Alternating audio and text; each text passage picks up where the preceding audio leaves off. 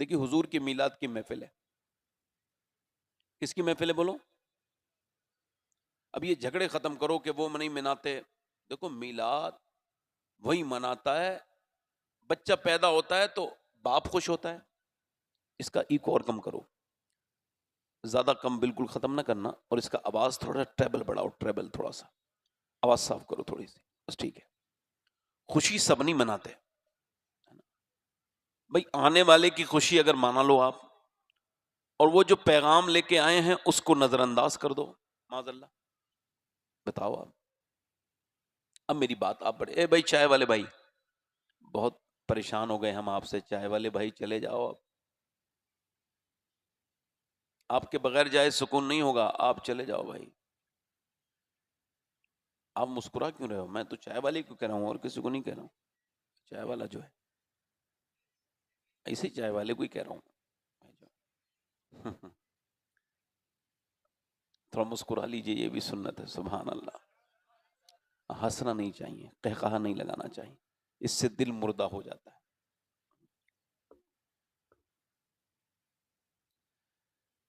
اب جس کے یہاں بچہ پیدا ہوتا ہے وہی تو خوشی مناتا ہے. ایسا منائیں گے؟ بتاؤ. ابا خوش ہو گیا، ماں خوش ہو گئی، دادا خوش ہو گیا، دادی خوش ہو گئی، نانی خوش ہو گئی، نانا خوش ہو گئے. کچھ لوگ تو ایسے ہوتے ہیں بچہ ہونے کے بعد وہ حسد کرتے ہیں، اور کچھ لوگوں کو تکلیف بھی ہوتی ہے. بولو بات صحیح ہے غلط ہے؟ کسی کا بچہ پیدا ہو جائے، اچھا تھا، بے اولاد اچھے تھے. ادھر دیکھو، یہ سب خوشی نہیں مناتے. آمد کی خوشی وہی مناتا ہے جس کا آیا ہو. دیکھو ایک آدمی نے لینڈ کیا ہے پٹنہ میں، دبئی سے، عمان سے، قطر سے، دمام سے، بڑے لمبا سفر کر کے وہ آیا ہے 10-5 سال کے بعد. تو جب وہ ایئرپورٹ پہ لینڈ ہوا تو کسی امیگریشن آفیسر نے کوئی خوشی کا اظہار نہیں کیا. ان کے پاس تو لوگ ایسے لوگ آتے ہیں، اور ان کا ہماری اتنا آیا ہے، کیا خوشی منانا ہے؟ باہر نکلا، سامان لیا بیلٹ سے، سامان اپنا گاڑی میں رکھا، نہ گاڑی والے کو کوئی خوشی ہوئی، بھئی اس کے گھر تھوڑی کوئی آیا ہے، اس کو تو روز یہی کام ہے. اس کے بعد جب وہ اپنے قصبے میں آیا تب بھی خوشی کسی نے نہیں منائی، وہی وہ عام آدمی تھا، میری طرح ہی تو آیا ہے، کسی گھر تھوڑی آیا. مگر جب وہی آنے والا اپنے گھر میں گھسا تو اس کی بیٹی اپنے باپ کو دیکھ کے رونے لگی، میرے ابا آ گئے.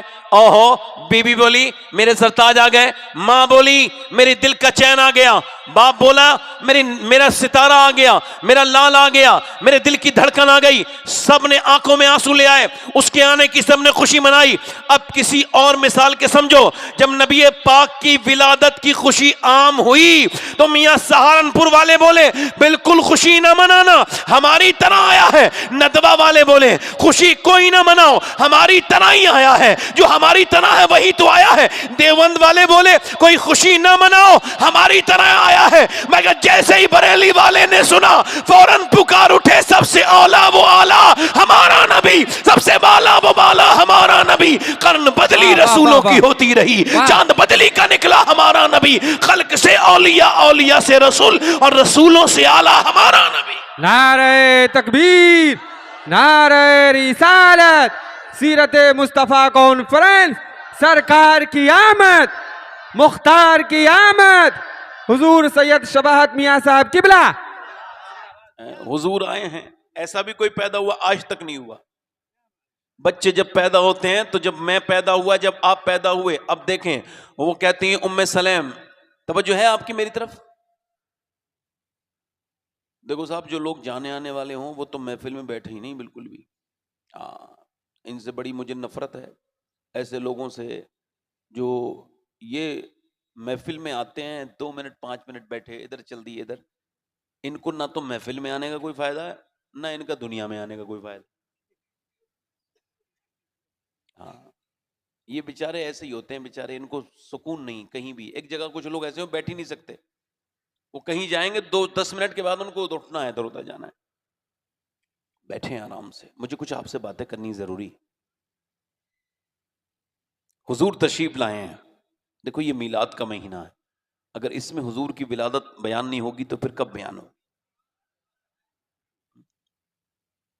سرکار تشریف لے کر کے آئے مکے میں. وہ جو عبد الرحمن ابن عوف کی والدہ ہیں شفا، وہ حضور کی لیڈی ڈائی ہیں، ام جمیل بھی ان کا لقب ہے. وہ جو ہے نا، وہ کہتی ہیں میں دائی تھی، میں نے دیکھے تھے بچے جب پیدا ہوتے تھے تو پہلے پیٹ سے، آج بھی یہی سسٹم ہے، بچہ جب پیدا ہوتا ہے پہلے ماں کے پیٹ سے گندگی باہر آتی ہے، اس کے بعد بچہ آتا ہے، بچہ بھی گندگی میں لتھڑا ہوا، اس کے بعد ناف کاٹی جاتی ہے، اس کے بعد پھر اس کے نہلایا جاتا ہے، اس کو صاف کیا جاتا ہے، پھر کپڑے. کہتی ہیں مگر میں دائی تھی، مگر میں نے پہلا ایسا بچہ دیکھا جب یہ پیدا ہوئے تو کوئی گندگی نہیں آئی ماں کے پیٹ سے، بلکہ کستوری کی خوشبو آئی. کہتی ہیں میں نے جن ہاتھوں میں ان کو لیا ان ہاتھوں کی خوشبو کئی ہفتوں تک ختم نہیں ہوئی. جن ہاتھوں میں نے ان کو لیا ان کی آنکھوں میں سرما لگا ہوا تھا، ان کی ناف کٹی ہوئی تھی اور وہ مختون تھے، ختنیں ان کی ہوئی تھیں. سیدہ آمنہ کہتی ہے میرے دل نے کہا کہ میں اپنے لال کے بال ذرا تھوڑا سنبھالوں، تو میں نے دیکھا بال میرے بچے کے پہلے سے سنبھلے ہوئے ہیں، بال بکھرے ہوئے نہیں ہیں، آنکھوں میں سرما لگا ہوا ہے. کہتی میں حیرت سے بیٹے کو دیکھتی ہوں تو میرے اندر سے نون نکل رہا ہے. میں نے دیکھا اپنے بچے کے سرمے لگاؤں، مگر وہ تو سرمے سے پہلے ہی اس کی آنکھیں سرمگی ہیں. آواز آئی او آمنہ تیرا بچہ دنیا میں سنورنے کے لیے نہیں بلکہ دنیا کو سنوارنے کے لیے آیا ہے.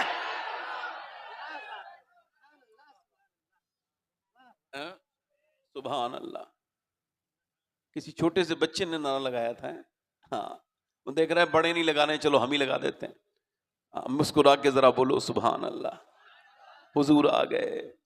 ام سلیم کہتی ہیں حضور دوپہر کے وقت میں نا، امام زابی نے لکھا ہے حضور دوپہر کے وقت میں، توجہ کرنا بھائی غور کرنا، دوپہر کے وقت میں جب آرام کرتے ہیں تو حضور کے پسینے مبارکہ کو توجہ کریں کیا کرتی ہیں، ایک کٹوری میں ایک شیشی میں رکھ لیتی ہیں. حضور نے پوچھا سرکار کو پسینہ بہت آتا تھا.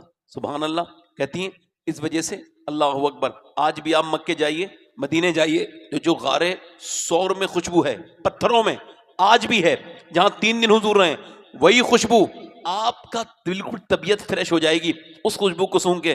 وہی خوشبو جو غار سور میں ہے، وہی خوشبو غار حرا میں بھی ہے، وہی خوشبو مدینے میں غار سجدہ میں بھی ہے، وہی خوشبو جبل احد میں بھی ہے، وہی خوشبو نبی پاک صلی اللہ علیہ وسلم جہاں جہاں گئے وہی خوشبو ہے. عرصہ ہوا طیبہ کی گلیوں سے وہ گزرے ہیں، آج بھی گلیوں میں خوشبو ہے پسینے کی. میری توجہ کریں، آپ غور کریں.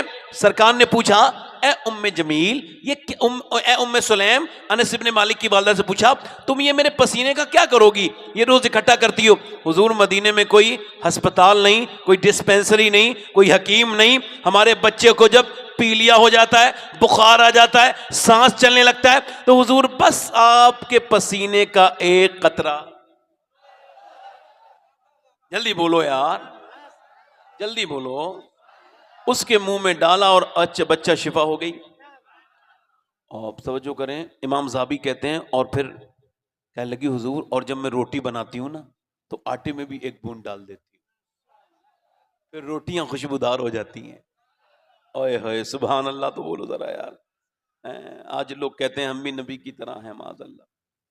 اچھا بھئی آپ نبی کی طرح ہو تو اپنا تھوڑا بہت پسینہ آپ اپنی بیگم کو دو جب وہ آٹا گوندھ رہی ہوں کہ لیجئے تھوڑا سا ڈال لیجئے. کہ سٹیا گئے ہو، دماغ خراب ہو گیا، پاگل ہو گئے ہو کیا؟ اوئے ہوئے سبحان اللہ. اور میرے نبی کا پسینہ ایسا ہے سبحان اللہ سبحان اللہ. میرے نبی کی شان یہ ہے کہ حضور جس گلی سے گزر جائیں، میرا امام کہتا ہے صحابہ کبھی حضور کا پتہ پوچھتے نہیں تھے حضور کدھر گئے. پھر کیا مہکتے ہیں مہکنے والے، بو پہ چلتے ہیں بھٹکنے والے.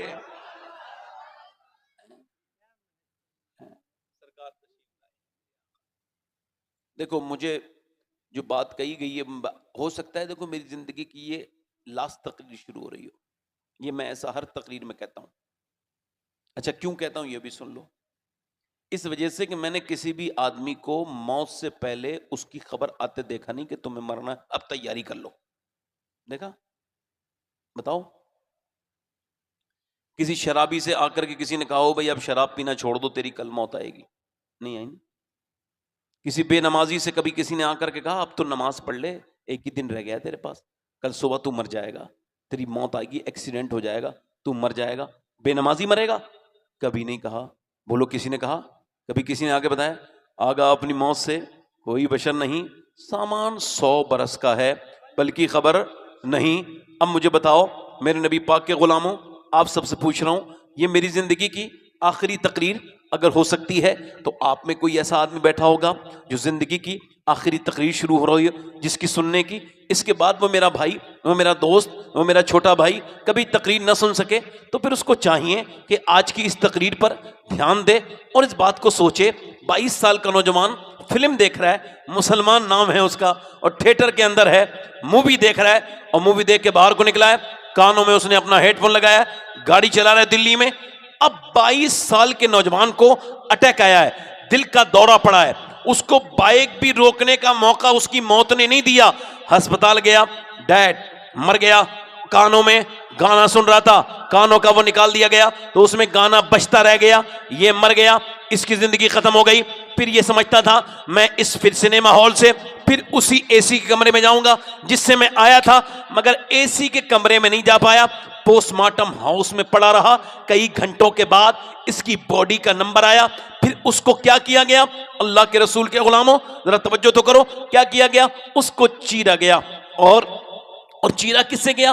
گلنڈر سے، اوپر سے نیچے تک چیر دیا گیا، چیر کے پھاڑ دیا گیا، اور اس کے بعد پورے سر کو چیر دیا گیا، اور پھر اس میں موٹے والے سوئی سے اس کو جو ہے وہ اس میں ٹانکے لگنے لگے، اسٹک لگنے لگے۔ اللہ کے رسول فرماتے ہیں جب مردے کا ہاتھ پکڑتا ہے نا غسل دینے والا، تو موت جب آتی ہے تو ساری رگیں توڑ دیتا ہے اسرائیل، پورے جسم سے جب روح نکلتی ہے تو یہ حال ہے کہ حضرت سیدنا عیسیٰ علیہ السلام اپنی والدہ سیدہ مریم کی قبر پہ گئے ہیں اور جا کے کہتے ہیں میری والدہ میں اب مردے جلا لیتا ہوں اور تجھے دیکھنے کا دل کرتا ہے، اے میری والدہ، اے میری ماں، اگر تو کہے تو میں تجھے زندہ کر دوں اور تیرا دیدار کر لوں۔ تو کہتے ہیں اندر سے آواز آئی، نا نا نا عیسیٰ، روح نکلتے وقت جو مجھے تکلیف ہوئی تھی اس کا درد مجھے ابھی تک ہو رہا ہے، میرے بیٹے میں دوسری بار دنیا میں زندہ نہیں ہونا چاہتی۔ میں آپ سب سے پوچھنا چاہتا ہوں میرے دوستوں، میرے بھائیوں، میرے عزیزوں، موت کتنی تکلیف دہ ہے۔ جب اس کا ہاتھ پکڑتا ہے اسرائیل تو وہ کہتا ہے آرام سے اٹھا، اے غسل دینے والے ذرا آرام سے مجھے ہاتھ لگا، میرا ہاتھ آرام سے، مجھے بتاؤ جب پوسٹ مارٹم ہوا ہوگا اس بچے کا، یہ جب پوسٹ مارٹم ہوتا ہوگا تب کتنی تکلیف ہوتی ہوگی۔ اے سفر میں رہنے والوں، میں تو یہ سفر میں دعائیں کرتا ہوں، یا اللہ پوسٹ مارٹم کی موت سے بچا لینا میرے مالک، پوسٹ مارٹم والی موت سے بچا لینا۔ آپ کو مرتے ہوئے لوگ دکھ نہیں رہے، آپ کو لاشیں اٹھتی بھی نہیں دکھ رہی، آپ کب تک دنیا میں رہو گے؟ آپ کو ایسے لوگوں کی واقعے یاد نہیں؟ میں آپ کو یاد دلا دیتا ہوں، جا کے دیکھو پٹنہ کے اسپتالوں میں، جا کے دیکھو بنارس کے اسپتالوں میں، جا کے دیکھو دلی اور بمبئی کے اسپتالوں میں، جا کر کے دیکھو کہ آدمی جو ہے وہ وینٹیلیٹر پہ ہے، اب وہ آئی سی یو کے اندر ہے، اور بچہ کہہ رہا ہے میرے باپ کو میں تھوڑی دیر بات کرنا چاہتا ہوں، مگر وہ کہہ رہا ہے نہیں نہیں ڈاکٹر تم بات نہیں کر سکتے، صرف 5 منٹ کے لیے ہم 24 گھنٹے میں وقت دیں گے تو دیکھ کے آ جانا۔ بیٹا اندر گیا ہے، آنسو آنکھوں سے رونا چاہتا ہے مگر رو نہیں پا رہا ہے، معلوم ہے کیوں؟ چونکہ یہی باپ کل تک آواز دیتا تھا تو بیٹا سنتا نہیں تھا، آج یہی باپ جب خاموش ہو گیا تو بیٹا کھڑے ہو کے افسوس کر رہا ہے۔ اللہ اکبر، وہ باپ بھی نہیں بیٹھتا۔ میں آپ سب سے پوچھتا ہوں کتنے نوجوان ایسے ہیں جنہوں نے اپنے باپ کو کھو دیا، بعد میں افسوس کرتے ہیں؟ میرے دوستوں، میرے بھائیوں، کتنوں کو کینسر کی رپورٹیں آ گئی، کتنوں کو شوگر ہو گیا، کتنوں کو بلڈ پریشر ہو گیا، کتنے موت کی طرف چلتے چلے جا رہے ہیں، کتنی لاشیں اٹھتی چلی جا رہی ہیں، مگر انسان اپنے مزے میں ہے، نہ وہ اپنا موبائل کی اسکرین کو چیک کر رہا ہے کہ میں اپنی موبائل پہ بیٹھ کے زنا کر رہا ہوں، یہ آنکھوں سے گندی تصویریں دیکھ رہا ہوں۔ اب تو زنا کو زنا بھی نہیں مانتے لوگ۔ میری طرف دیکھو میرے بھائیوں، میرے دوستوں، اس کی لاش کو چیرنے کے بعد، پھر اس کو سینے کے بعد اس کو کالی پنی میں لپیٹ کر کے اس کو گھر پہنچایا گیا۔ ماں باپ جب تک رونا تھا روئے، کون کس کے لیے روتا ہے میرے دوستو؟ نوجوان 22 سال کا،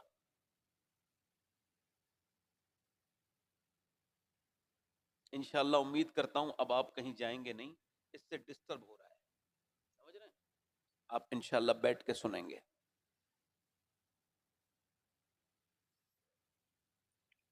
روئے ماں باپ جب تک رونا تھا۔ ہم نے تو دیکھا ہے جہاں سے جوان لاشیں نکلتی ہیں نا، ایسا لگتا ہے یہ گھر والے کبھی جی نہیں پائیں گے، مگر کچھ دنوں کے بعد، 1-2 سال کے بعد اسی گھر میں ناچتے ہیں لوگ، اسی گھر میں ڈانس کرتے ہیں لوگ، اس قبر والے کے بارے میں کوئی سوچتا نہیں کتنے لوگ مر گئے.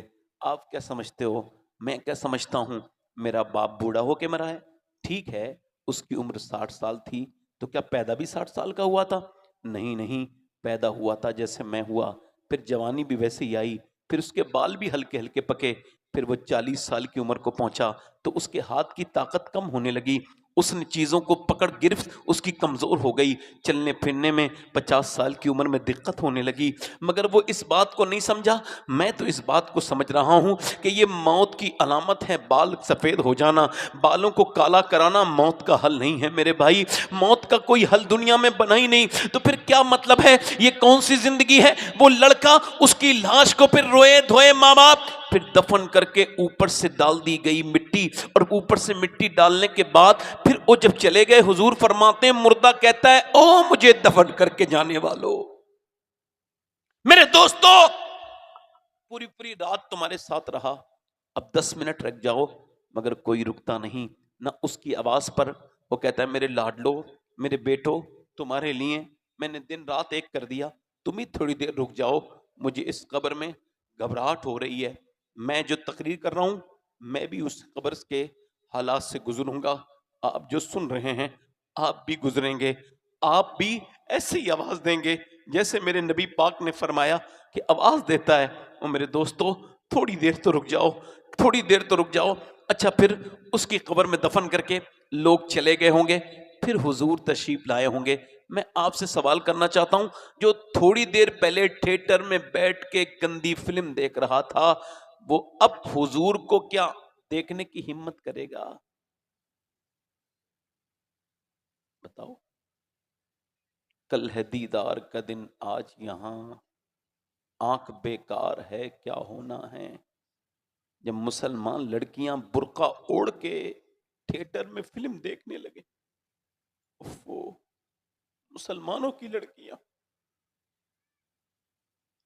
جب سنیما ہال کے باہر نکلنے لگے, جب مسلمانوں کی بچیاں, اللہ ان بچیوں کو ہدایت دے, غیر مسلموں کے ہاتھ میں ہاتھ ڈال کے بائک پر گاڑیوں پر گھومنے لگے. ایسی تعلیم سے تو جہالت ہی بہتر تھی جس نے تمہارے ایمان کو ہی برباد کر دیا. بتاؤ جو کسی غیر مسلم کے ساتھ ہوٹل میں گئی ہو یا مسلمان کے ساتھ ہی, تو کیا کوئی شرم والی بچی پیدا کر سکتی ہے؟ وہ اس کے گھر میں کوئی باحیا بچہ پیدا ہو جائے گا جس نے اویو میں جا کر کے اپنے گھر کی عزت نیلام کی ہو, ایک باحیات قسم کے بیہودہ لڑکے کے چکر میں آ کے اپنے باپ ماں پوری قوم کی عزت برباد کرنے گئی ہو. وہ لڑکی کبھی ایک اچھی بیوی بن سکتی ہے؟ ہرگز نہیں. ویسے اللہ توبہ کی توفیق دے دے, مگر نہیں بن سکتی. حالات نہیں بتا رہے, اللہ کر سکتا ہے اگر وہ توبہ کر لے سچی تو بات الگ ہے. مگر پوچھنا چاہتا ہوں, یہ جب چیزیں بڑھ رہی ہیں, میں اپنے دوستوں سے پوچھنا چاہتا ہوں, اسی حال میں مرو گے؟ اب بتاؤ, جس حال میں جی رہے ہو, غوث اعظم فرماتے ہیں تجھے موت حال بدلنے نہیں دے گی, جس حال میں تجھے مرنا پسند ہو اسی میں جینا شروع کر دے. اسی حال میں, جلدی بولو بیٹے, رو آرام سے, اسی حال میں, جلدی بولو, اسی حال میں, جس حال میں تو مرنا چاہتا ہے اسی حال میں جینا. ایسا نہ ہو میری بہن کہ جب تو مری ہے تو بے پردہ مری ہو, ایسا نہ ہو تو بے نمازی مر جائے میرے بھائی, ایسا نہ ہو کہ مرتے وقت تجھے افسوس ہو, ہے یہ نہیں کیا, ہے یہ نہیں کیا. مولا علی فرماتے ہیں ایسے مرو کہ تم اطمینان, بالکل اطمینان ہو, تمہیں موت کے وقت کوئی ہیزیٹیشن نہیں ہونی چاہیے, کوئی پرابلم نہیں ہونی چاہیے, موت کے وقت کوئی کام یاد نہیں آنا چاہیے, یہ کام نہیں کیا, وہ کام نہیں کیا. ایسے نہ مرنا کہ ماں باپ سے زبان چلا کے مرے ہو, ایسے نہ مرنا, ایسے نہ مرنا. سنو میرے بھائیو, یہ ماں باپ کون ہیں؟ آپ کو بتاؤں ماں باپ کون ہیں؟ میرے نبی پاک ہیں, میرے آقا ہیں. ایک دن مسجد نبی میں نماز پڑھا رہے ہیں, حضور نماز پڑھا رہے ہیں, اللہ اکبر, اور حضور رونے لگے ہیں, اللہ اکبر. صحابہ اکرام نے بعد میں پوچھا یا رسول اللہ آپ روتے کیوں تھے نماز پڑھاتے وقت؟ آپ نے فرمایا اے میرے صحابہ, میں سوچ رہا تھا کہ کاش میری, حضور نماز کے باہر رو رہے ہیں. صحابہ اکرام نے عرض کیا رسول اللہ آپ روتے کیوں ہیں؟ ممبر پہ کھڑے ہو کے نماز کی تیاری ہو رہی ہے. سرکار نے فرمایا میں اس وجہ سے رو رہا تھا, میں سوچ رہا تھا میں نماز پڑھا رہا ہوتا, دوران سورہ فاتحہ ہوتا, یعنی نماز پڑھا رہا ہوتا, اور میری ماں مجھے آواز دیتی محمد فرماتے ہیں اگر میری ماں آمنہ ہوتی تو میں اپنی نماز روک کے ماں کی بات سننے چلا جاتا۔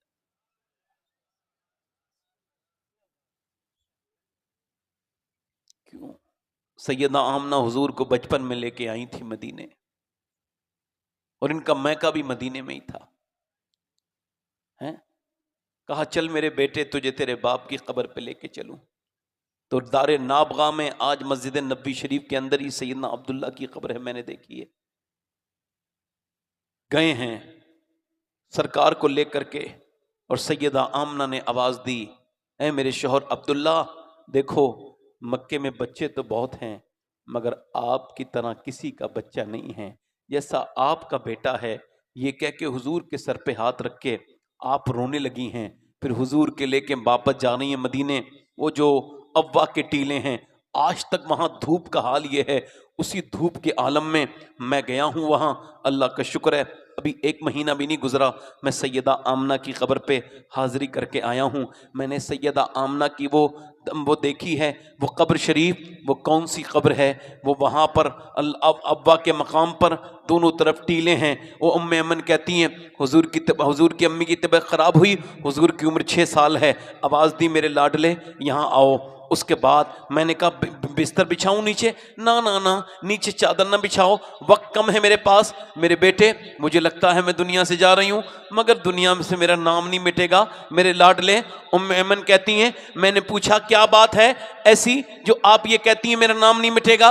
فرمان لگی اس وجہ سے میں نے محمد کو جو جنا ہے، میرا بیٹا جو محمد ہے۔ اس کے بعد پھر حضور کے اوپر نظر ڈالی اور کہا میرے لاڈلے تجھے اللہ کے حوالے کر رہی ہوں، جو آیا ہے اس کو جانا ہے۔ پھر ایک آخری نظر ڈالی، یار والد تو پہلے ہی حضور کے نہیں ہیں، یہ والدہ بیچ راستے میں حضور کو چھوڑ کے گئی ہیں۔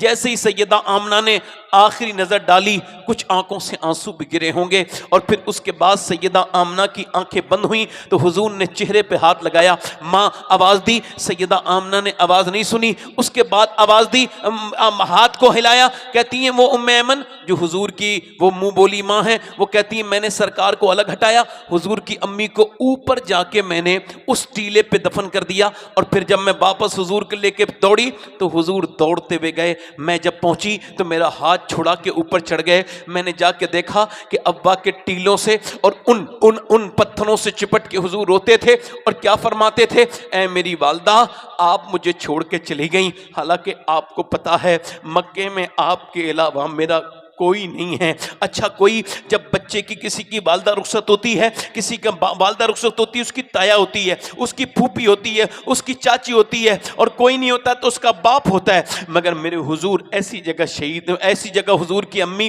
دنیا سے رخصت ہوئی ہیں، نہ کوئی پھوپھی ہے، نہ کوئی رشتہ دار ہے، نہ کوئی اور ہے۔ میرے نبی پاک حضرت عمر کہتے ہیں ہم حج کو جا رہے تھے اور مکے سے مدینے، تو سرکار کو میں نے دیکھا ایک ٹیلے پہ دونوں پاؤں میں اپنا سر رکھ کے حضور بہت روتے ہیں۔ میں آگے بڑھ کے عرض کرتا ہوں یا رسول اللہ عمر اپنی جان دے دے گا مگر آپ کی آنکھوں میں آنسو نہیں دیکھے گا، آپ روتے کیوں ہیں؟ آپ نے فرمایا او عمر دیکھتا نہیں، یہ میری والدہ آمنہ کی قبر ہے، یہ میری آمنہ کی قبر ہے۔ 55 سال کے بعد آئے ہیں آج، کتنے سال کے بعد بولو؟ 55 سال کے بعد فرماتے ہیں یہیں پہ میری والدہ مجھے چھوڑ کے گئی تھیں، یہ میری والدہ کا مزار ہے، آج تمہاری ماں ہیں تو تم کو اس کا احساس نہیں، جب یہ کل مر جائے گی۔ ایک عورت نے میرے پاس ٹیلی فون کیا اور اس نے کہا سید صاحب میرے بیٹے کو سمجھائیں، آپ جو تقریر کرنے آئے تھے میرے بیٹے نے جلسہ کرایا تھا مگر میں اپنی لڑکی کے گھر رہتی ہوں اپنے داماد کے پاس، میرا داماد مجھے کبھی کبھی تانے بھی دیتا ہے، میں سنتی ہوں میرا بیٹا اپنی بیوی کے ڈر کی وجہ سے مجھے رکھتا نہیں، ویسے میرا بچہ بہت اچھا ہے۔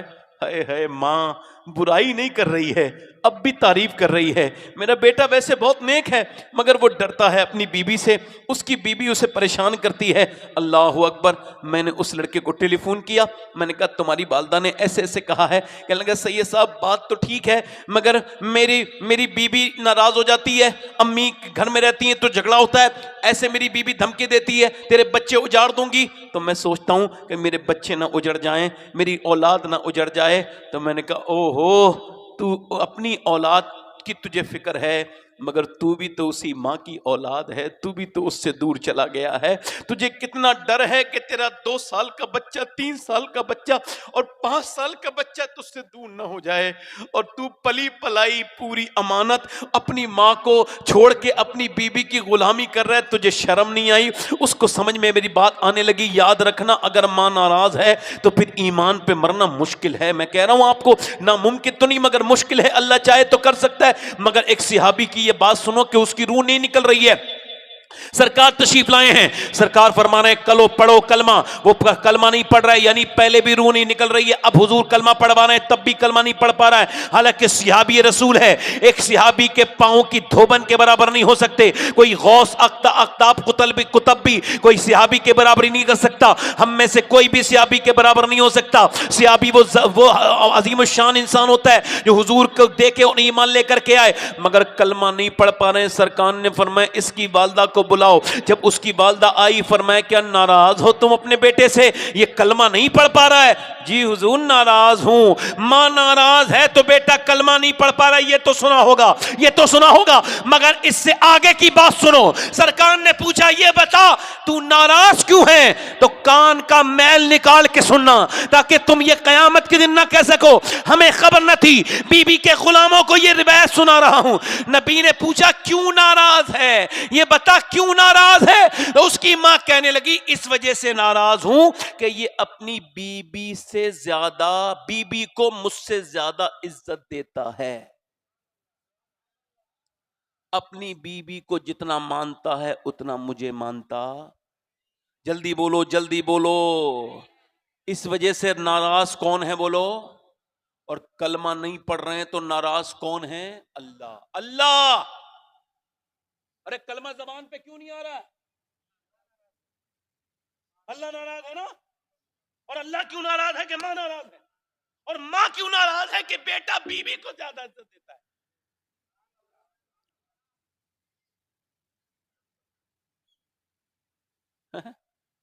کس کو زیادہ دیتا ہے؟ جلدی بولو کس کو؟ بیوی کو. اس کا مطلب یہ حضور سے پوچھا گیا رسول اللہ قیامت کب آئے گی؟ فرمایا لوگ جب اپنے ماں باپ کی بے عزتی کرنا شروع کر دیں گے تو قیامت آ جائے گی.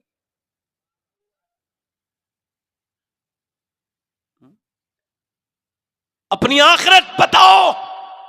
کلمہ پڑھانے والے میرے نبی ہیں, پھر بھی صحابی کلمہ نہیں پڑھ پا رہے ہیں.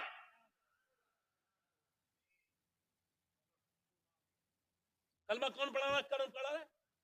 حضور پڑھا رہے ہیں, اور صحابی نہیں پڑھ پا رہا ہے. تو اپنے کلمے کے بارے میں فکر کر. تو کیسے پڑھے گا؟ تو اپنی ماں سے بدتمیزی کر کے بیٹھا ہے. تو بھائی اپنی ماں سے بدتمیزی کرتا ہے, اپنی ماں کے سامنے تیز آواز میں بولتا ہے. تو اپنے باپ کی درگت بناتا ہے. تو کیسے پڑھے گا کلمہ؟ تجھے کیسے ایمان نصیب ہوگا؟ بتا تو کیسے مرے گا؟ یہ ایسی مرے گا. میری طرف دیکھو میرے بھائی, ماں وہ ہستی ہے کہ ماں ماں ہے, اس کی صورت کوئی دوسری ہو نہیں سکتی.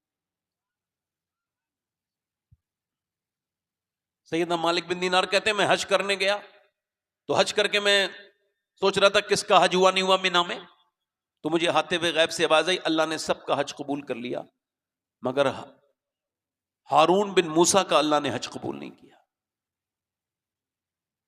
بلخی, بلخ کا رہنے والا,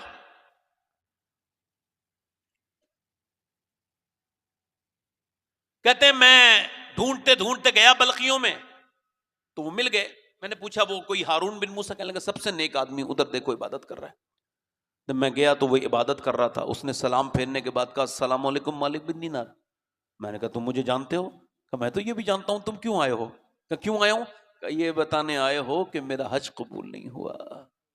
کہا کیوں؟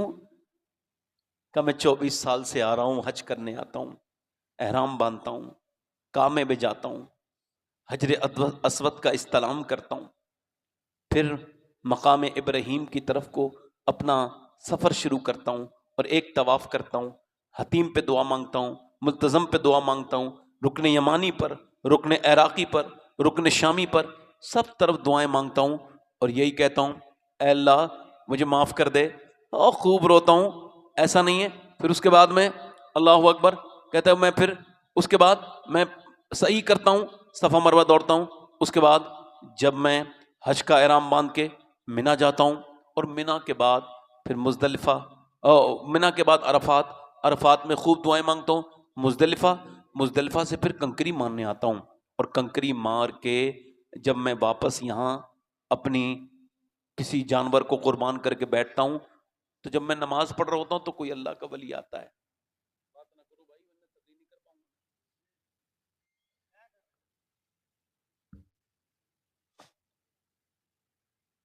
جب میں یہاں کے دعا مانگتا ہوں تو اسی وقت مجھے کوئی اللہ کا ولی آتا ہے اور کہتا ہے اللہ نے تیرا حج قبول نہیں کیا. 24 سال ہو گئے مجھے. کتنے سال؟ جلدی بولو کتنے سال؟ کہ کیوں؟ کیا وجہ ہے؟ کہ میں اپنی ماں کا گستاخ ہوں، قاتل ہوں اپنی ماں کا. شراب پیتا تھا میں، اور شراب کی وجہ سے میں ایک دن رمضان میں آیا، میری ماں روٹی بنا رہی تھی، میں آگے بڑھا، میں نے کہا اماں کھانا دے. اس نے مجھے دیکھ کے کہا شرم نہیں آتی تجھے؟ رمضان میں کھانا مانگتا ہے، شراب پیتا ہے، بے شرم، تجھے شرم آنی چاہیے. کہتے ہیں مجھے غصہ آیا، میں نے اس کے منہ پہ ایک زوردار زناٹے دار ہاتھ مارا. کہتے ہیں جیسی مارا، وہ جس تندور میں کھانا بنا رہی تھی اس میں گر گئی، میں بے ہوش ہو گیا. مجھے جب ہوش آیا تو میری بیوی جا رہی تھی صبح کو. میں نے کہاں جا رہی ہے؟ اپنے میکے جا رہی ہوں. کہا کیوں؟ کہا میں ماں کے قاتل کے ساتھ نہیں رہ سکتی. کیا مطلب؟ کہ تو نے اپنی ماں کو مار دیا، جل جل کے مری ہے وہ. کہ تو نے مجھے بتایا کیوں نہیں؟ کہ تیری ماں نے یہ کہا ہے تھا کہ میں مر جاؤں تو میرے بیٹے کو میرے جنازے کی نماز نہ پڑھنے دینا، میں نہیں چاہتی میرے جنازے کی وہ نماز پڑھے. اللہ اکبر. وہ کہتا ہے میں نے اپنا وہ ہاتھ اسی وقت کاٹ دیا جس سے مارا تھا اپنی ماں. اور اس کے بعد 24 سال سے حج کرنے آتا ہوں، کعبے میں روتا ہوں، منا میں روتا ہوں، مزدلفہ میں روتا ہوں، رکن یمانی پر، رکن شامی پر، ہر جگہ روتا ہوں. مگر کوئی ولی آ کے کہتا ہے تیرا حج اللہ نے قبول. کہتے ہیں میں نے تھپڑ مارا مالک بن دینار اس کے منہ پہ، اور کہا تو ماں کو مار کے حج کرنے آیا ہے؟ فرماتے ہیں کہ میں چلا گیا تو میں جب سویا تو حضور کا دیدار ہوا، سرکار دو عالم. اور کہا مالک بن دینار تو نے اس کو کیوں مارا؟ ڈرے ہوئے کو اور ڈرا دیا. یا رسول اللہ وہ ماں کا گستاخ ہے. کہاں اللہ اسے بخشے گا، اور ماں کی بدولت ہی بخشے گا. قیامت کے دن وہ کہے گا مالک میرے بیٹے، وہ عرض کرے گی، دعویٰ کرے گی ماں، مالک میرے بیٹے نے مجھے چلا کے مارا تھا، میری کیا خطا تھی؟ میں نے 9 مہینے سے پیٹ میں رکھا، میری کیا خطا تھی؟ سرکار دو عالم فرماتے ہیں اللہ فرمائے گا جہنم کے فرشتوں اسے گھسیٹ کے لے جاؤ جہنم میں. اسے ہارون بن موسیٰ کو کہتے ہیں اسے گھسیٹ کے لے کے جائیں گے فرشتے. وہ آواز دے گا ماں، ماں نہیں سنے گی، میری ماں، پھر نہیں سنے گی، پھر اللہ کرم کرے گا، پھر آواز دے گی ماں، آواز دے گا ماں، ماں سنے گی. کیوں آواز دیتا ہے؟ کیا بات ہے؟ قیامت کے دن کہے گا ایک بار بچپن میں میرا ہاتھ جلا تھا تو پریشان ہو گئی تھی میری ماں، آج تو مجھے جہنم میں لے جا رہے ہیں، مجھے معاف نہیں کرے گی. تو ماں نظر اٹھائے گی اور پھر اپنے بیٹے کی طرف دیکھے گی، پھر اللہ سے عرض کرے گی مالک میرے بچے کو معاف کر دے، اسے جہنم نہ دے، اس کے گناہ معاف کر دے. اللہ فرمائے گا اس نے تو تجھے جلایا تھا. ہاں جلایا تھا، مگر ہے تو میرا بیٹا، اسے معاف کر دے. اللہ میرے مالک اسے معاف کر دے. کوئی ولی، کوئی بڑا پیر بھی کسی ماں کے مرتبے کو بیٹے کے لیے نہیں پہنچ سکتا. اور یہ کوئی میں ہوائی فائن نہیں کر رہا ہوں. اللہ کے رسول فرماتے ہیں، میرے نبی فرماتے ہیں، جریج نام کے ایک اللہ کے ولی تھے. حضور ان کے بارے میں دیکھو، یہ بخاری مسلم کی روایت ہے، اور اس کو کون بیان کر رہا ہے؟ اللہ کے ایک جریج نام کے اللہ کے ولی تھے. ان کی ماں ان سے ملنے کے لیے گئی، کہیں بیٹھ کے عبادت کرتے تھے. ان کی شریعت میں نماز کے دوران آواز جواب دینا جائز تھا. اس کی ماں نے کہا میرے بیٹے جریج، تو جریج اللہ اللہ کرتے رہے، سوچتے رہے دوں آواز یا نہ دوں، امی کو جواب دوں کہ نہ دوں. 1 دن آئی، 2 دن آئی، وہ 3 دن آئی. تیسرے دن بھی اس نے سوچا یہ جو اللہ کے ولی تھے انہوں نے سوچا دوں کہ نہیں دوں جواب, میں تو عبادت کر رہا ہوں, ماں آئی ہے جواب دوں کہ نہیں دوں. مگر اچانک ماں ناراض ہو گئی اور اس نے تیسرے دن یہ بد دعا دی, میری آواز نہیں سنتا تب تک تو نہ مرے جب تک تجھ پہ کوئی فاحشہ عورت تجھ پر جب تک تہمت نہ لگائے. ٹھیک, اب موت علاقہ ولی سب اللہ کے نیک بندے, ساری طرف لوگ اس کے ان کے جو ہیں وہ مرید ہیں, سب اللہ ان سے محبت کرتے ہیں, اللہ والا سمجھتے ہیں.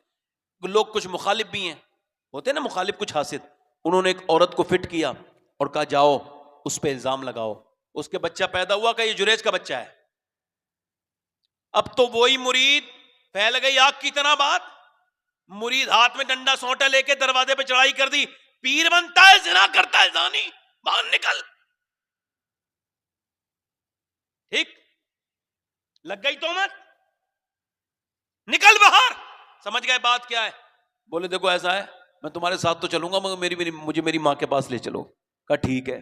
اب تو پیروں کے پیچھے گھومتے ہیں لوگ, پیروں کے ہاتھ چومتے ہیں, ماں کے نہیں چومتے, باپ کے نہیں چومتے. بے وقوف ہیں, عقل نہیں ہے ان لوگوں کو. کتنا بڑا پیر ہے, سنو نبی فرما رہے ہیں, میرے آقا ماں کے پاس گئے اور جا کے بولے ماں تو نے جو بد دعا کی تھی وہ قبول ہو گئی میرے حق میں, اب تو مجھے معاف کر دے, کیا تو نے ایسا کیا تو نہیں ہے؟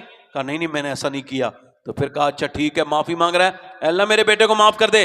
حضرت جریج باہر کو گئے, پیڑ کے نیچے فیصلہ ہونا تھا, عورت جھوٹ بولنے لگی یہ بچہ اس کا جریج کا ہے, اور یہ فاحشہ عورت تھی, یہ بچہ جریج کا ہے, جریج اس کا باپ ہے. سنو, ایک تو حضرت عیسیٰ بولے تھے اپنی پیدا ہونے کے بعد, اور ایک حضرت یوسف کی بے گناہی کے لیے ایک بچہ بولا تھا مصر میں, وہ جو ماں کے گود میں تھا اور دودھ پیتا تھا وہ بچہ بولا تھا, اور تیسرا بچے کی اس کی باری تھی. حضرت جریج نے کہا تو جھوٹ بولی رہی ہے, میں تجھ سے نہیں پوچھوں گا, بلکہ اس بچے کی ناپ پہ انگلی رکھی اور کہا تو کس کا بچہ ہے؟ وہ بچہ انسانوں کی زبان پیدا ہوتے ہی ایک دن کا تھا, بولا میں جریج کا بچہ نہیں ہوں, میں تو فلاں کا بچہ ہوں, جریج تو اللہ کا ولی ہے, اللہ کا ولی. پھر جریج نے پیڑ کے پتوں کی طرف اشارہ کیا, اے پیڑ کے پتوں بتاؤ میں کون ہوں؟ تو ہر پیڑ کے پتے سے آواز آ رہی تو جریج تو اللہ کا ولی ہے, جریج تو اللہ کا ولی ہے. اعلیٰ حضرت فرماتے ہیں اگر کسی کے لیے 100 ولی بد دعا کریں اور ایک باپ دعا کرے تو اللہ باپ کی دعا قبول کرے گا. تکبیر, نعرہ رسالت, سرکار کی آمد, سرکار کی آمد, مکی کی آمد, مدنی کی آمد, مختار کی آمد, غمخوار کی آمد. نعرہ تکبیر, نعرہ رسالت. ماشاءاللہ. غلام نور مجسم صاحب کے بلا رہے ہیں. سبحان اللہ. آپ لوگ بیٹھے رہیں, بڑی مشکل سے آپ جمع ہیں تو بیٹھے رہیں تھوڑی دیر. ہمارے قاری صاحب آ رہے ہیں, میں ان کا استقبال کروں گا کھڑے ہو کے.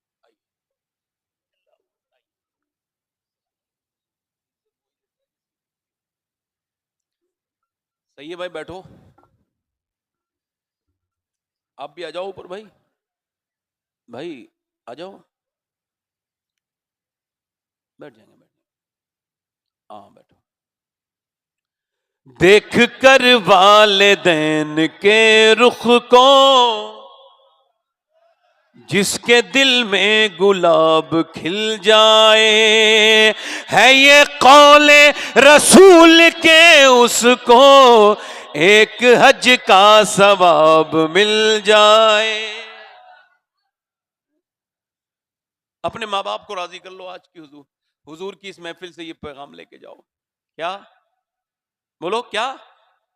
اب میں کیا بات کر رہا تھا؟ صحابی سے کلمہ صحابی پڑھ نہیں پا رہے ہیں, مشیت ہے, اللہ کی مرضی ہے. اچھا کیوں نہیں پڑھ پا رہے ہیں؟ اس وجہ سے کہ ان کی والدہ ناراض ہے. اچھا والدہ کیوں ناراض ہے؟ والدہ نے وجہ بتا دی, میں اس وجہ سے ناراض ہوں کہ یہ اپنی بیوی کو میرے اوپر فوقیت دیتا ہے. اور کچھ صاف سنو گے, اس سے بھی کوئی صاف سنو گے؟ آج کچھ مولوی پیدا ہو گئے ہیں, وہ بیوی کی بھی تو بیوی کا بھی تو مرتبہ ہے. بیچارے خود بھی غلام ہوتے ہیں تو اسٹیج پہ بھی وہی بات کرتے ہیں. ہاں اللہ نے بنایا اپنا غلام، اپنا بندہ اور اپنے محبوب کا غلام، مگر یہ کس کا بن گیا؟ ہاں، بیوی اگر نظر سے دیکھ دے تو بولے گا بھی نہیں، خاموش ہو جاتا ہے. اگر وہ ایسے نظر سے دیکھ دے نا تو بالکل خاموش ہو جائے گا. اگر ایسے آنکھیں دکھا دے نا ذرا سا تو بالکل آنکھوں میں کہہ دیتی ہے ساری باتیں. ہاں، اور مولانا صاحب بھی یہی بات کر رہے ہیں.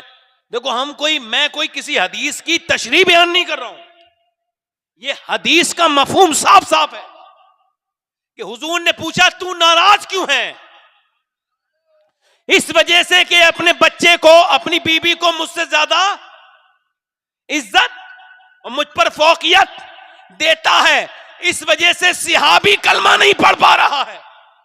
حضور نے فرمایا لگاؤ آگ لگاؤ. صحابی کے لیے حضور فرما رہے ہیں آگ لگاؤ، آگ میں ڈالوں گا تیرے بچے کو. کہا کیوں؟ کہا یہ تو اگر ناراض رہے گی تو اس کو تو جہنم میں جلنا ہوگا. اب ذرا غور کرو، اور بھی کھلی ماں کی عظمت سننا چاہتے ہو؟ اس سے بھی کوئی کھلی عظمت ہو سکتی ہے ماں کی؟ بتاؤ. اس سے بھی فرمایا اسے آگ میں جلانا ہے. ماں بولی حضور میرے بیٹے کو معاف کرتی ہوں میں، میرے بیٹے کو معاف کریں، میرے بیٹے کو جلائیں نا. ابھی ماں نے زمین پہ فرش پہ معاف کیا ہے، ادھر کریم رب نے ایسا کرم کیا. ماں نے کہا میں بیٹے کو معاف کر رہی ہوں. صحابی نے کلمہ پڑھا، ایمان کا اس نے کلمہ پڑھا، روح نکل گئی، اور دنیا میں قیامت تک کے لیے یہ ضابطہ بنا کے چلا گیا وہ صحابی. اگر تیری ماں تجھ سے راضی نہیں ہے تو تیرا ایمان پہ خاتمہ ہونا مشکل ہے، اور اگر ماں ناراض ہے تو ضرور انشاءاللہ تو ایمان پہ مرے گا. اگر ماں راضی ہے تجھ سے تو ایمان پہ مرے گا انشاءاللہ. یہ بات آپ میری سمجھ آ رہی نہیں؟ آپ کے صاحب سمجھ آ گئی؟ کلیئر ہو گئی نا؟ ہاں. اب باپ مر جائے تو پھر اس کے بعد قبر پہ جا کے رونے کا کیا فائدہ ہے؟ جیتے جی اس سے کہو نا بھائی، باپ کو بھی تو میلاد منانا چاہیے نا. باپ کو تو لوگ ذلیل کہتے تھے، بڑھاپے میں پریشان کرتے تھے. میرے حضور نے فرمایا جس نے سفید داڑھی والے کی عزت کی اس نے ایسا کیا جیسے اللہ کی عزت کی. اوہو، سفید داڑھی والے، اس بہن کو بھی تو میلاد منانا چاہیے نا.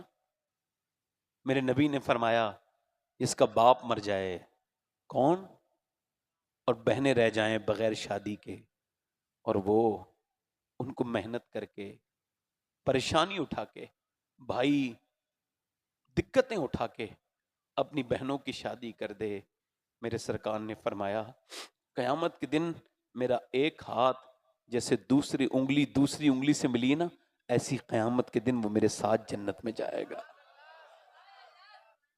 میلاد نہیں منانا چاہیے اس کو، بیٹی کو جس کو حضور نے اتنی عزت دے دی؟ اس ماں کو نہیں منانا چاہیے کہ بھئی ماں جب باپ کے مرنے کے بعد ماں کے گلے میں رسی ڈال کے منڈی میں دام لگا کے اور اس کی نیلامی کر کے لڑکے بیچتے تھے، مگر جب میرے حضور آئے تو اسی مکے کے بازاروں میں اپنے کاندھوں پر بٹھال کے ماں کو لوگ حج کرا رہے تھے اور دنیا سے کہہ رہے تھے نبی آئے ہیں، جان ہے وہ جہان کی، جان ہے تو جہان ہے. حضور نے آ کر کے سب چیزوں کو بدلا ہے. میرے آقا میلاد تو ان کو منانا چاہیے. حضرات میری باتیں بس تھوڑی دیر اور ہے، ایسے نہ مرو بھائی کہ مرتے وقت تمہیں لوگ کلمہ یاد دلا رہے ہوں اور تم کلمہ پڑھ نہیں. نا نا نا نا نا، ایسے نہ مرنا. میرے دوست، میرے بھائی، ایک بات یاد رکھنا، میری بات دھیان سے سننا. یہ جو تیری زندگی ہے، جس حال میں تو جی رہا ہے اسی حال میں مرے گا. آج سے کم اتنا تو سمجھ لے، یہ قبریں، اٹھتے ہوئے جنازے، یہ شور مچتے ہوئے گھروں سے اور کتنے دن لگیں گے جو تم یہ سمجھ پاؤ گے کہ ہم سب جو آئے ہیں ہم سب کو دنیا سے ایک دن چلے جانا ہے. مگر میرے بھائی، مرنا تو حضور کو راضی کر کے مرنا، اللہ کو راضی کر کے مرنا. اب دیکھو آج تو میلاد ہو گیا، اپنے گھروں میں میلاد کرو، اپنے بچوں کے سامنے میلاد کرو.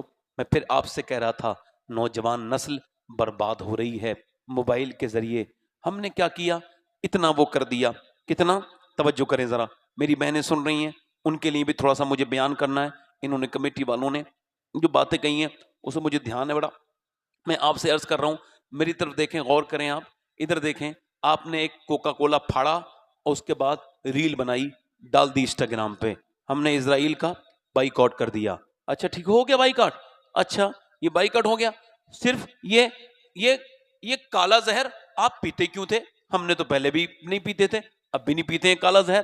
آپ نے اپنی صحت بھی خراب کی، اور یہ آپ نے کوکا کولا، پیپسی، تھمس اپ، یہ پھاڑ کے بوتل آپ نے اسرائیل کا بائیکاٹ کر دیا. یا آپ نے چلیں KFC نہیں کھایا، بائیکاٹ ہو گیا. ہاں یہ بھی بائیکاٹ کی ایک صورت ہے، کرنا چاہیے، میں اس کا مخالف نہیں. مگر میرے بھائی اگر KFC ان کا ہے، میک ڈونلڈ ان کا ہے، اگر کوکا کولا ان کا ہے، اگر پیپسی ان کی ہے، اگر تھمس اپ ان کا ہے، تو انسٹاگرام کی کمائی کسے جاتی ہے؟ انہیں جاتی ہے. انسٹاگرام بھی انہی کا، فیس بک بھی انہی کا. اب تو نے فیس بک پہ تو 3 گھنٹے دیکھ کے ان کو اپنی MB دی، ان کی کمائی کروائی، اسی کمائی سے وہ اسرائیل کو تباہ و برباد کر رہے ہیں، اسی فیس بک کی کمائی سے وہ برباد کر رہے ہیں. اور تو فیس بک میں لگا ہوا ہے، تو نے وہ قرآن نہیں پڑھا جو تیرے نبی پہ نازل ہوا ہے. صحیح معنوں میں یہ بائیکاٹ ہے کہ انسٹاگرام کو اپنے موبائل سے نکال دے اور فیس بک کو نکال دے اور قرآن اپنے موبائل میں پڑھنا شروع کر دے، اور دنیا والوں سے کہے دیکھو میں نے آج بائیکاٹ کیا ہے، یہودیوں کا فیس بک نہیں دیکھ رہا ہوں، انسٹاگرام نہیں دیکھ رہا ہوں، میں محمد پہ نازل ہونے والا قرآن پڑھ رہا ہوں.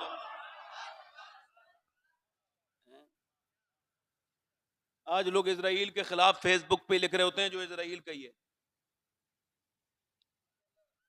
ہاں فیس بک پہ تو خیر بڑے بڑے اچھے لوگ بیٹھے ہیں، کچھ بیچارے بے روزگار لوگ ہیں جو فیس بک پہ بیٹھے ہیں.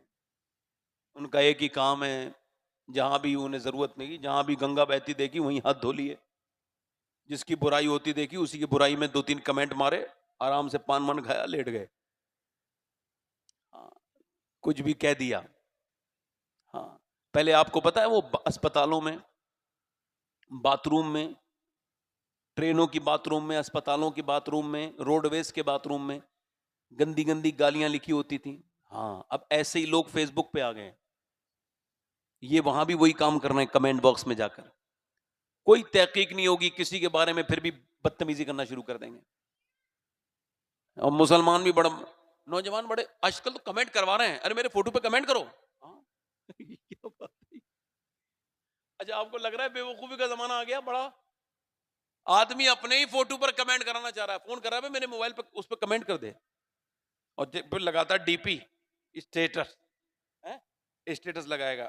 ایک نے دیکھا، 2 نے دیکھا، اس نے دیکھا، اس نے دیکھا، اس نے دیکھا، اس نے دیکھ لیا، پھر ارے فلاں نے نہیں دیکھا یار، پھر اس کو فون کرے گا، ارے میرا اسٹیٹس نہیں دیکھا. ارے تو تیری روح اتنی بے چین ہے تو سیدھا بھیج دینا اسے جس کو تجھے دل چاہ رہا دکھانے کا، اتنا پریشان کیوں ہو رہا ہے؟ یہ اسٹیٹس، اس پہ گانا لگا ہوا ہے، اپنی بیوی کا فوٹو لگا دیا، لو بھائی معاذ اللہ. اب جتنے لوگوں کے اندر اس کا موبائل میں اس کا نمبر ہے، اب سب نے اس کی بیوی کو بھی دیکھ لیا، اس بے شرم، اس بے غیرت کی، اس بے حیا. بیوی کو شادی میں لے کے جا رہا ہے، اسٹیٹس لگا رہا ہے، بے غیرت ہے، بے شرم ہے، بے حیا ہے، تیری شرم ماری گئی تیرے نام کی. اپنی بہن کا اسٹیٹس، اپنی بیٹی کا اسٹیٹس، اپنی بیوی کا اسٹیٹس، اپنے گھر کی عورتوں کے اسٹیٹس. ارے گھر کی عورتوں سے اور سوشل میڈیا کا کیا تعلق ہے؟ ہمارے گھر کی عورتیں عزت والی ہیں الحمدللہ، ان کو ہم دنیا میں جو ہے وہ رسوا کرنے کے لیے دنیا میں اسٹیٹس لگانے کا کیا مطلب ہے؟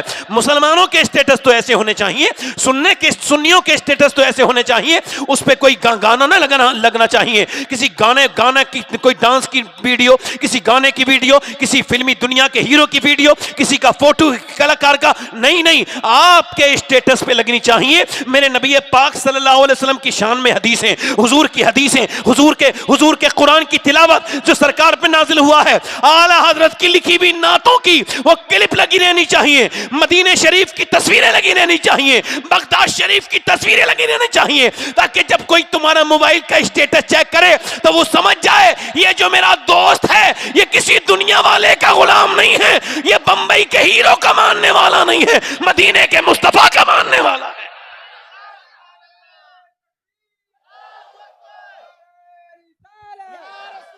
نعرہ رسالت، سرکار کی آمد، مختار کی آمد، سیرت مصطفیٰ کانفرنس.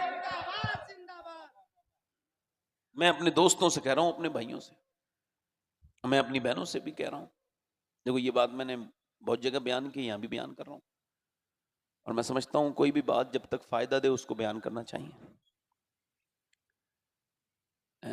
میں سید ہوں، اللہ کا شکر ہے، مگر پھر بھی یہ وصیت ہے میری، اگر کوئی فلسطین سے کسی لڑکی کا وہ ان میں سے کسی کا ایک جوتا لا کے دے دے تو میں جب مروں تو میری قبر میں دفن کے بعد، دفن سے پہلے، تختے لگانے سے پہلے میرے سینے پہ ایک جوتا رکھ دیا جائے، تاکہ میرے جیسا گنہگار اس جوتے کی مٹی کی برکتوں سے بخشا جائے۔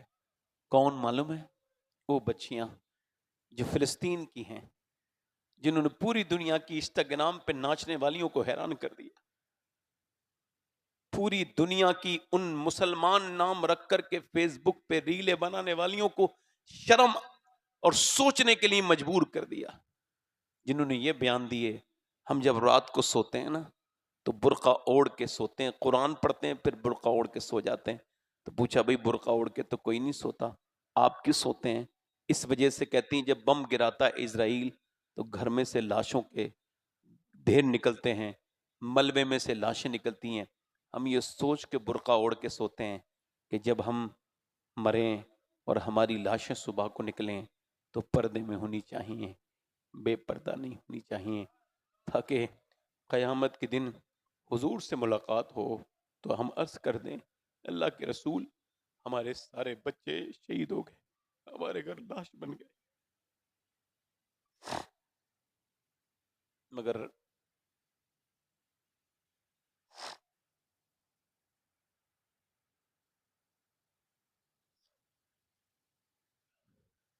ہم نے وہ پردہ نہیں چھوڑا۔ اب جب مسلمانوں کی شادیاں ایسے لگتی نہیں، مسلمانوں کی بیٹیاں مسلمانوں کی نہیں لگتی، مسلمانوں کی بیٹی کا سر کھلا نہیں ہوتا ہے، مگر تمہاری اور میری شادیوں سے ہم دور جا رہے ہیں۔ دیکھو برا نہ ماننا میری بات، اب لگتا نہیں کہ ہم اسلامی معاشرہ رہ گئے۔ مسلمانوں کی بچیاں ٹائٹ لباس نہیں پہنتی۔ مولا علی فرماتے ہیں ایک دن حضور میرے گھر آئے، آواز دی فاطمہ دروازہ کھولو، حضور کی بیٹی نے دروازہ کھولا تو چہرہ بالکل پیلا تھا۔ میری بیٹی کو کیا ہوا؟ اللہ کا شکر ہے ابا۔ اور میری فاطمہ بتانا کیا ہوا؟ اللہ کا شکر ہے ابا، بتانا میری بیٹی کیا ہوا ہے؟ حضور نے کئی بار پوچھا، جس کی تسکی سے روتے ہوئے ہنس پڑے اس تبسم کی عادت پہ لاکھوں سلام۔ عرض کرتی ہیں ابا، بیٹی رونے لگی، کوئی بات نہیں ابا، بس میں نے 5 دن سے کچھ کھایا نہیں، میرے پیٹ سے ایک پتھر بن رہا ہے، اور بس اس وجہ سے آپ کی بیٹی کا، آپ کی فاطمہ کا چہرہ کمزور ہے۔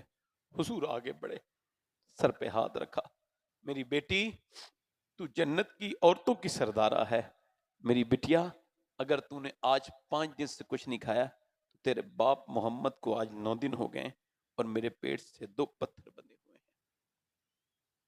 کل قیامت کے دن ہوگا۔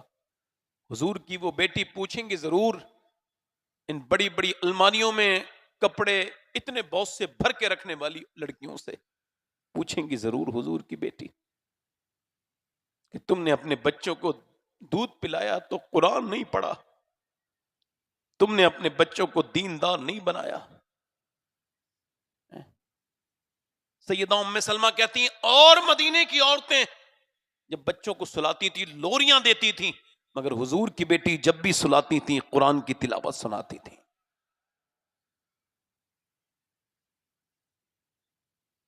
جب میرے دوستوں، میرے بھائیوں، آپ خود ہی نماز نہیں پڑھو گے، تمہاری بیٹیاں نہیں پڑھیں گی تو ان کی بیٹیاں کیسے نماز پڑھ لیں گی؟ حضور کے میلاد کو میری بہنیں قیامت کے دن کیا جواب دیں گی جن کے سروں پہ دوپٹے نہیں؟ مولا علی کو جب شہید کیا گیا، پہلی وہ بے حیا عورت تھی جس نے کہا تھا اگر مجھ سے شادی کرنا ہے عبد الرحمن ابن ملجم تو علی کو مارنا ہوگا، علی کا قتل میرا مہر ہے، اور وہ عورت تھی بے پردہ۔ مولا علی نے فرمایا قیامت تک جو عورت بے پردہ رہے گی وہ علی کے قتل میں شریک ہے۔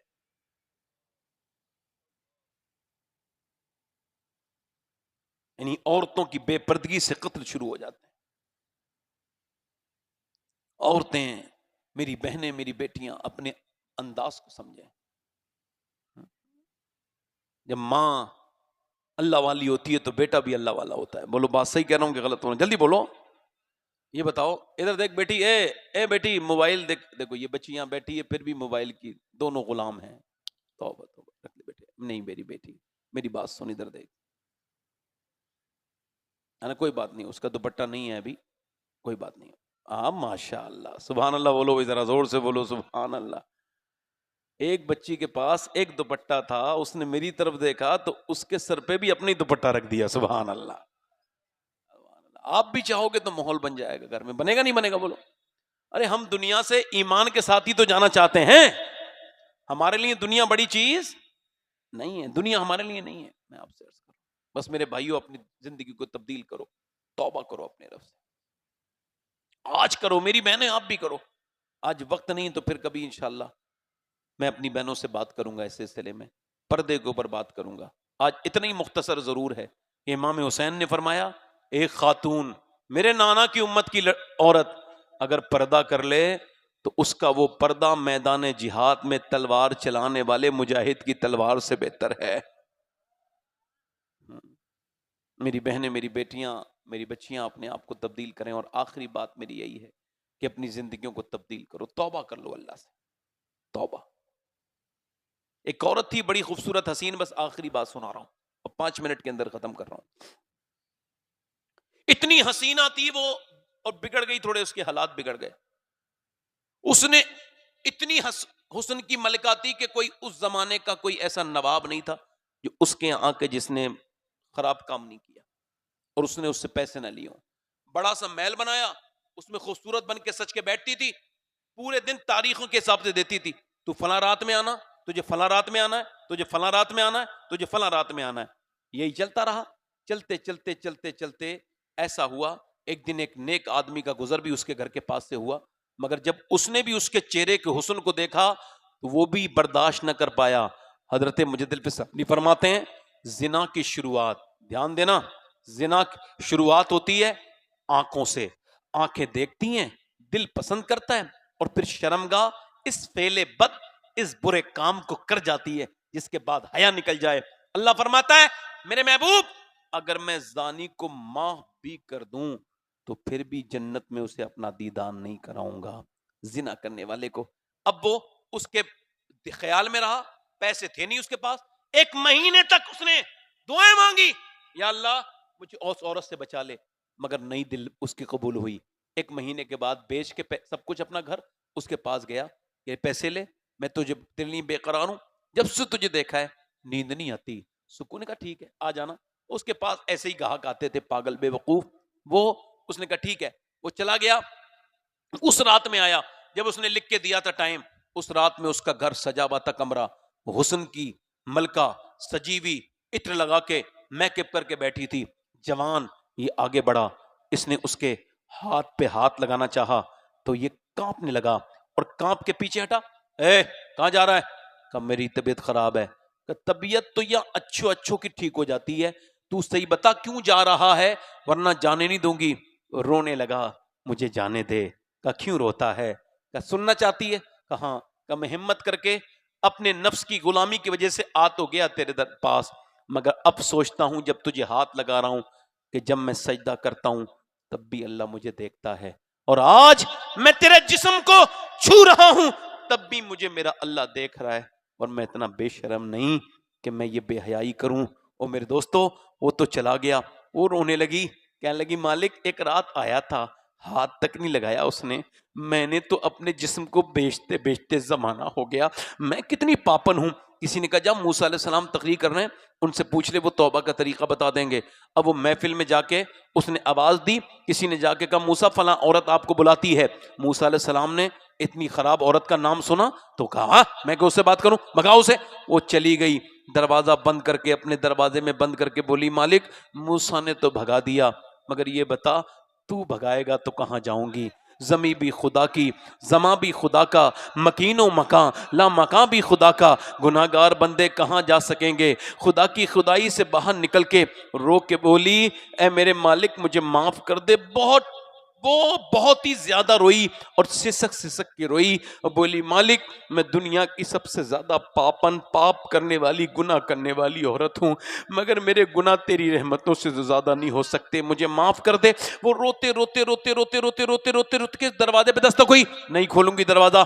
کوئی گاہک ہوگا، پھر دروازہ دستک ہوئی، پھر نہیں، پھر دروازے پہ دستک ہوئی، پھر نہیں کھولا، اس نے جا کر کے اس میں جب نہیں کھولا کسی نے زور سے دھکا دیا، یہ سمجھی توڑ دے گا، اس نے جیسی دروازہ جا کے کھولا، سامنے حضرت موسیٰ علیہ السلام کھڑے تھے. آپ کیوں آئے ہیں؟ آپ نے تو مجھے بھگا دیا تھا. حضرت موسیٰ کی آنکھوں میں آنسو آ گئے، کہنے لگے مجھے کیا خبر تھی، ابھی اللہ نے جبرائیل کو بھیجا ہے اور فرمایا موسیٰ جا میری بندی سے کہے اب وہ نہ روئے، اس کے رونے کو اس کے رب نے قبول کر لیا ہے، اس کے رب نے قبول کر لیا. ایک بار اس سے کہہ کے تو دیکھو مالک میں گنہگار ہوں مجھے معاف کر دے، تو وہ ضرور تجھے معاف کرے گا. ایک بار زندگی میں موت سے پہلے ایک بار توبہ کر لے میرے بھائی، اپنے رب سے روز توبہ کیا کر. کچھ نہیں پتا کب مرے تو کب مروں میں. ایسی کیا زندگی ہے، بیوی بچے اس کے لیے اللہ کو ہی بھول گئے، نہ کبھی فجر کی نماز، نہ ظہر کی، نہ عصر کی، نہ مغرب کی، نہ عشاء کی. حضور فرماتے ہیں بے نمازی جب قیامت کے دن اٹھے گا تو وہ فرعون اور نمرود کے ساتھ اٹھے گا، اللہ کے دشمنوں کے ساتھ. بے نمازی جب مرے گا اتنی پیاس لگے گی اگر 7 سمندروں کا پانی پیے گا اس کی پیاس پھر بھی نہیں بجھ سکتی. جو اپنے رب کے سامنے جھکتا نہیں، میرے دوست یہ کون سی زندگی تو نے جی ہے کہ بس کام دنیا دنیا دنیا دنیا، بھول جا دنیا کو. یہ دنیا تجھے برباد کر دے گی. جگہ دل لگانے کی دنیا نہیں ہے، یہ عبرت کی جا ہے، تماشا نہیں ہے. کیسے کیسے حسینوں کی موت آ گئی، کیسے کیسے عظیموں کو موت آ گئی. کسی کو نہ چھوڑا نہ کسی کو چھوڑے گی یہ موت. میری تقریر یہیں پہ ختم ہوتی ہے، مگر یہ سوال کرتا ہوں آپ سے میرے بھائی، آپ میں کتنے لوگ ہیں جو حضور کے نام پہ جان دے سکتے ہیں؟ دونوں ہاتھ اٹھا کے بتائیں. جو حضور کے نام پہ جان دے سکتا ہے وہ کچھ بھی کر سکتا ہے نا؟ نیچے ہاتھ کریں، جلدی کریں. جو حضور کے نام پہ جان دے سکتا ہے کچھ بھی کر سکتا ہے نا؟ ایک دوسرے کی طرف دیکھنا نہیں اور مسکرانا بھی نہیں. کتنے لوگ ایسے ہیں جو حضور کے نام پہ جان بھی دے دیں گے اور آج سے حضور کے نام پہ پوری داڑھی بھی رکھا لیں گے؟ وہ اس محفل میں کھڑے ہو جائیں. جو آج سے پوری داڑھی رکھائیں کھڑے ہو جائیں، ادھر آ جائیں، باہر آ جائیں، باہر آ جائیں، ادھر آ جائیں. پوری جو آج سے سنت رکھائیں ایک مٹھی وہ باہر آ جائیں. آ جاؤ، ڈرو مت، شادی ہو جائے گی، بلکہ شادی اچھی لڑکی سے کرنی ہے نا. آؤ آؤ باہر آ جاؤ، ادھر آ جاؤ. اچھی لڑکی سے اگر شادی کرنی ہے نا، ادھر آ جاؤ، باہر آ جاؤ. داڑھی رکھانے والے صرف باہر آ جائیں. شرمائے نا، لوگ گالی دیتے نہیں شرماتے، آپ داڑھی رکھا کے شرما رہے ہو. باہر آؤ، 100 شہیدوں کا ثواب ہے. اچھی لڑکی سے شادی کرنی ہے نا، آج کے زمانے میں نیک لڑکی چاہیے تو شادی سے پہلے داڑھی رکھا لو.